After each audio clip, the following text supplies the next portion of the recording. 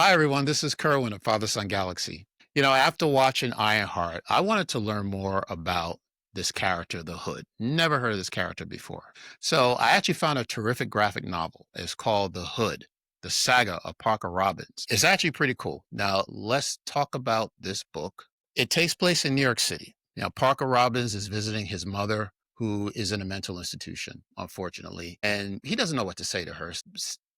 Tells her things that she wants to hear, like, Mom, I'm going to be a doctor. I'm going to be a lawyer. I'm going to be a stockbroker. Well, we know all those things are not true. Okay. So what we really know about Parker is he's a criminal. He doesn't have his stuff together. He's living in a rundown apartment with his pregnant girlfriend. He's not making a lot of money. And again, his mother's in a mental institution, and something like that is taxing. You need money to take care of your family and take care of your mom. But the person who knows him best is John King. John King is his cousin. Also in the series, he has a cousin named John. So John King is a hardened criminal, through and through. He is a criminal. And the two of them decide that they're going to hit this warehouse. This warehouse is supposed to have, valuables in there. They're going to go in there and steal whatever's inside. When they get to the warehouse, they get inside. There's nothing there except the demon. Now, the demon goes after John. Looks like he's ready to kill him. Parker pulls out a gun and shoots the demon dead. Parker goes over and takes the demon's hood and his boots. So after Parker steals the hood and the boots, he's unaware that the hood gives him the power of invisibility, and the boots allows him to levitate. So, of course, anybody who has that type of power, what does he do with it? He continues to steal and rob Parker for you. But, he needs the money, okay? And that's all he can do at the moment. Now, who is the villain in this series? Well, the villain is Dennis Golem. Now, Dennis is a crime boss who used to work for the Kingpin and now runs his own criminal organization. His accomplice is Madame Rapier, who carries a sword. She's pretty good with the sword.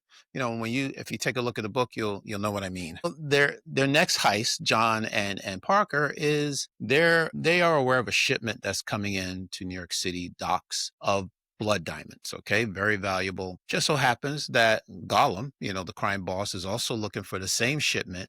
And these two, John and Parker, have no idea that they're about to steal from a crime boss. So when they get to the docks, they're actually met by Golem's goons, big, heavy henchmen, and there's a fight that takes place. There's an explosion at the docks. There's a patrol car not too far away from where this excitement is happening. They rush off and get there to the scene of the crime. So the officers' name are Eric Bondi and his partner Brooke. They get there at the scene of the crime. Out of haste, Parker shoots the Officer Eric Bondi, in the neck, and Officer Bondi is rushed to the hospital and he dies of his wounds. Now he's a cop killer. What is he going to do? John, because of how much love that he has for his cousin, says to Parker, you know what? Get out of here. Just leave. Parker flees. John stays behind and takes the heat for the murder of this officer. Okay, so John is arrested and taken in. Meanwhile, the police have given the FBI a description of the suspect wearing a hood. So now Parker is wanted by the FBI, he's wanted by the police, and he's also wanted by this crime boss Golem, who realizes that Parker has stolen some of the diamonds that belong to him. So Parker goes to meet with Golem and tries to make a deal. For the diamonds, he wants money, okay? Like he wants a percentage of whatever you're going to sell these diamonds for, he wants 20%. Says, get out of here, kid. I don't need you. And then he sends Madame Rapier. Golem sends his second in command, Madame Rapier, to go and kill Parker. The two of them get together. Parker gets the upper hand. He pulls out a gun and forces Madame Rapier to put on the hood. And she does it. She puts on the hood. The FBI is aware that this event is taking place. They race to the scene. When the FBI get there, they see this figure in a hood. They don't ask any questions. They fire at the hood, killing Madame Rapier. Parker gets away, and the FBI thinks, well, we got the suspect who killed this Officer Bondi. Their job is done. John, who is still in prison, they drop all the charges against John, and he gets let go. So he's good to go.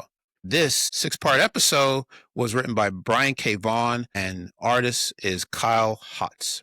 Dark Reign, the Cabal is a one-shot comic book written by Rick Remender, and the artist is Max Frumara. In Dark Reign, the Cabal, we see Parker rise into power and forming his own criminal organization. You can slowly see Parker becoming consumed by the demon who once owned the hood he now wears. We move on to Dark Reign, The Hood, issues 1 to 5, written by Jeff Parker and artist Kyle Hotz. Now, Bondi, if you call that name, that is the name of the officer that was accidentally shot by Parker in the first Hood series. Dr. Elizabeth Bondi is his widow. Doctor, she's not a medical doctor, but she's actually a scientist, an engineer who works for Stark Industries. She decides that she wants revenge on Parker and designs her own suit and becomes White Fang. And the White Fang, the name, comes from a book that was written by Jack London. The showdown between White Fang and Parker is brutal. You have to see it. Also in this series, there are brief cameo appearances by a group of supervillains formed by Norman Osborn. So we get to see Dr. Doom, Namor, Loki, and Emma Frost along with the Hood. Meanwhile, Parker's personal problems continue. Because he refuses to give up the suit, Parker is now fully possessed by the demon. He consults with Satana Hellstrom, a demon herself with supernatural powers. She explains his encounter with the demon was intentional. The demon Dormammu uses a host to wield his power. Dormammu chose Parker, and at this point it's too late. Parker and the demon are now one and the same. Dormammu says to Parker, there is no limit to what we can achieve together. Wherever Parker now goes, he brings fire, fury, and destruction. The Hood and Boots no longer have any value. Dormammu is fully in control. Now, I'll tell you, I really enjoyed this book. It took me a day to finish the book.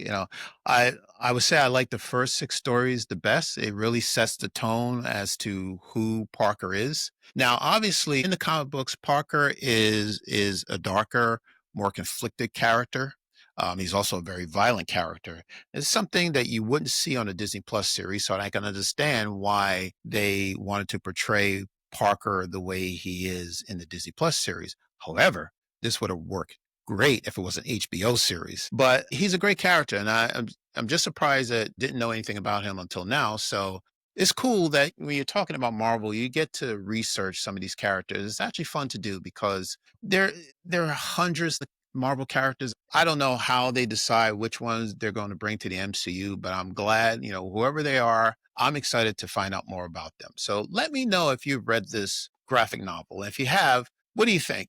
Which Parker do you enjoy better? Do you like the one in the graphic novel in the comics, or do you like the one in the Disney Plus series? And if you've never read it, would you be interested in reading it? And let me know what you think of this video. Drop your comments down in the YouTube section. You'll be able to find us anywhere, wherever you get your streaming. This is Kerwin of Father.Son.Galaxy. Until next time, take care, and we will see you again.